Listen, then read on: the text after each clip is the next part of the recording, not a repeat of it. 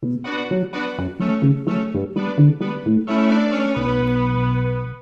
right, welcome back to Last Play.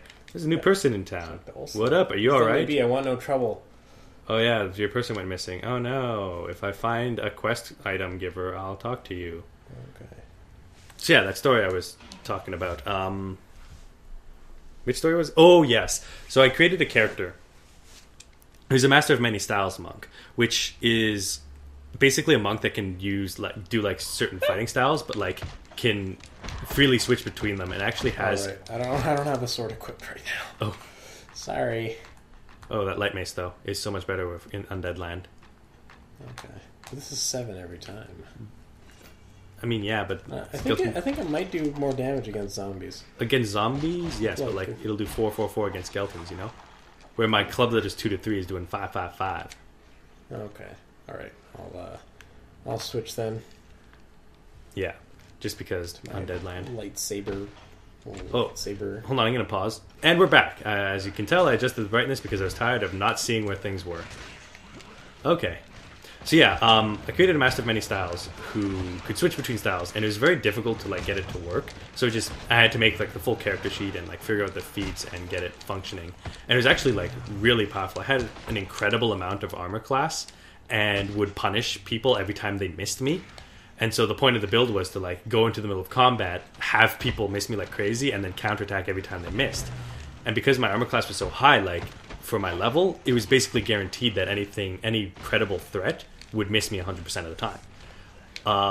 And so when I was DMing a campaign, one of my players had created this like weird orc shaman type character who was traveling around, like not really sure what they were doing, like going on a spirit quest essentially, and that brought them to the party as they were following because they like had a vision of the donkey that was following our caravan and started like following this donkey because they felt that this donkey would be at the heart of his spirit quest. Yeah. And so a couple sessions later, they got sort of like a job from their country to we have to find all of these vases and put them on these pressure plates. You moved it. I had it there. What are you doing? Those are I thought the Yeah, no, not the center big plate. It's circular. the square. I can't get high enough. It's fine. Story of my life. So yeah, All right. they were meant to explore the. I should make this map smaller. To like deal with these orcs because the orcs were getting very aggressive, and they're basically tasked to find a way to get them to calm down, one way or another. And so the first thing they do is they head over to the orc encampment that's a little ways from the town, and then like they're like, no, you can't come in. And so the one character is like, oh, I'm an half orc. I'm on a spirit quest. I'm not sure what my quest is, but it has brought me here. And they're like, sure, why not? You can come in. So that there should be another vase somewhere. I'm seeing the other vase. Is it that? Oh yes, that. Okay. That's why we upped the brightness. And so he got in there, not really sure what he was doing, and then found out that no, are they in the wrong order? How can we tell the order? Uh, There are only so many combinations. We could just try it now. yeah. Okay. No, keep the blue one there. I'm gonna move the yellow. Alright. Oh boy. So You Nothing. can tell the story. I can. yeah. Ah! So he went towards, and the orc chieftain had basically been like, yes, the prophecies have foretold that a champion would come to our midst and lead our people to greatness.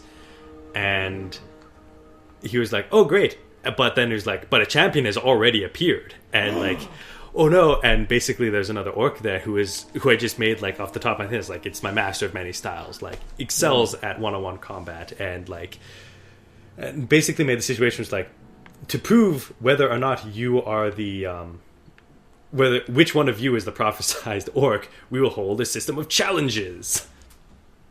And There's nothing else. yeah, maybe we have to do something else. I don't know. Maybe there's another switch somewhere. Let's just keep the vases here and continue exploring. Yeah. Might be missing something. Also, is this stairs up? Yeah, back up to town. Shortcut.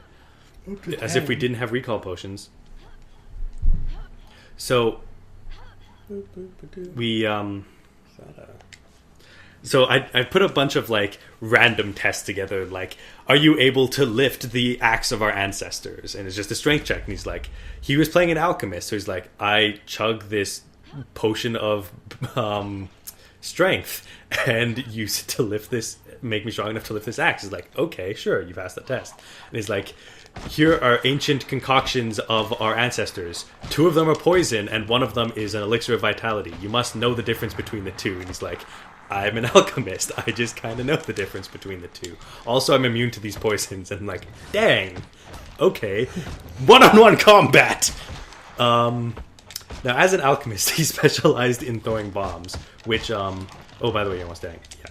Yep, He specialized in throwing bombs, which not only did like elemental damage, but also were such that even when you missed, you dealt damage.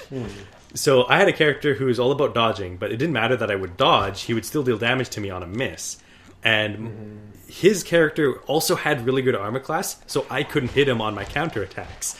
And so my one character built on 1v1ing just got out DPS'd by someone who didn't even have to hit me in order to beat him. And so he won this one-on-one against like the Scion who was leading the people to greatness, and it's like, you are apparently now the champion. The gods have spoken. And his character became leader of an orc like encampment. He's like, yep, that's my character's quest. I leave the party. It's like, okay, well, completed everything they wanted to do. Yeah. You don't see a lot of retired characters. And it's a shame that campaign lost steam very shortly after, because what I was going... Oh, I died. What I was going to do was talk to him every once in a while, and it's like, what are you doing as chieftain of the orcs? And let him make decisions and decide whether or not he would do a thing X or thing A, and then have it like show up when people are like traveling across the world. It's like you see an orc people doing stuff, probably under the leadership of that guy you once knew. Yeah, that was a fun game to play in. It was the Cavalier. Yes. The totally not Cordelia Cavalier. I got a lightning spear. This is the first time I ever had like a really nice magical weapon. And then it ended. Even in the Planescape campaign we played in, I was level 13, level 15.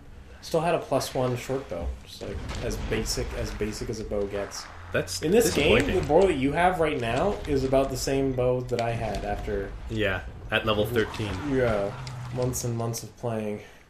Yeah, that's kind of the hard thing as a DM to like design magic items that would be really good for your party to find out. I got boots. They're glowy boots. Yep, glowy boots. It's a shame that glowy like armor doesn't actually show up, just the glowy weapon. Really? Yeah. In fact, one of the characters I made it was a campaign that someone was putting on that was like magic has like vanished. So like magic casters had like severe. Ooh, we found his medallion. Had like severe limitations on. Well, not severe limitations actually. Like magic casters still existed, but that like everything was wild magic. So like there's a chance like for every mage, no matter what class you were, to create wild magic surges when you casted a spell, and so that meant that all the magic items, because the magic fields were so unstable, like had basically 95% of magic items had lost their power, and so you weren't allowed to. Your character wasn't allowed to start with any magic items, and we didn't really find any magic items throughout the course of play. And so all of our starting gold, like some people were having trouble, like how am I supposed to use all the starting gold for like starting as a level 7 character, whereas. Like, a lot of our more experienced players are like, okay, adamantine this, mithril this, like a whole bunch of... Cold iron this. Yeah. Yeah. And so what I did is I sort of created a character who's like a samurai who, in the chaos of the world, had... His master had been, like, completely attacked and his, like, mansion destroyed. But... while this attack was happening, I was able to save, like, the magic katanas of, like, the family's wealth and like take them with me. Now all of them except for one, but the ones that I saved, like just because of limitations reasons, they had lost their magic in the magic surge, so now they were just like really well made katanas, like an adamantine katana, a mithril katana, and a cold iron katana, but they weren't magic anymore. But I still went through the effort of designing the magic that they did have, with the hopes that like my character quest was to revitalize the magic that was once in these weapons. and I actually got decently close to getting one of them before the campaign kind of fell apart, because I did not go halfway with these magic items. Like, they weren't just like, oh, this is a +2 katana of speed. It's like, no, this is a +4 katana that gives you an insight bonus to your AC while fighting defensively. That also like gives you the ability to roll again in certain when you miss in certain situations. And they had like lore attached to them. Like that was like the blade of proper planning and proper form, essentially. And so it's basically, and I made them like that. Like the adamantine katana was one that like not only was a +5, but also had a special ability that like if it struck someone with DR, their DR would be suppressed for 1 round. So it's basically about the like nothing can resist this katana. Leroy. Oh boy, this is not the game to Leroy Jenkins. This is the game to stand in the doorway and stand behind me while you burning hands. Oh, he's getting up. Okay, doorway. I'm behind you. I can't block it. Okay. They'll all die one way or the other. Yeah, just as long as we die after they do. That's all we want out of life. To die before your enemies. I mean, after your enemies. Die after your enemies. Dying before your enemies is called losing the war. Aha! This guy's just pegging me with arrows. Right? Classic archer. Shooting arrows at me. Right? Like, I connect with him on a spiritual level. Okay, I think I should have enough arrows now to just... Boom. Ah, you knocked him away from my fire arrow. Buried all these guys with their weapons. Huh? I have a feeling they weren't buried with their weapons, but do you know how many weapons we found? They probably just, like, opened a barrel and found a short bow. Yeah, I guess. Well, Which, you know, is something that I had so much trouble doing until I had bought one. Oh, that's the door for that. Anyways, next time on Last Play, we continue beating up skeletons. We're going to beat up that skeleton. Yeah. And the skeleton. And that skeleton. skeleton. That one might kill us. Oh, boy. Ah.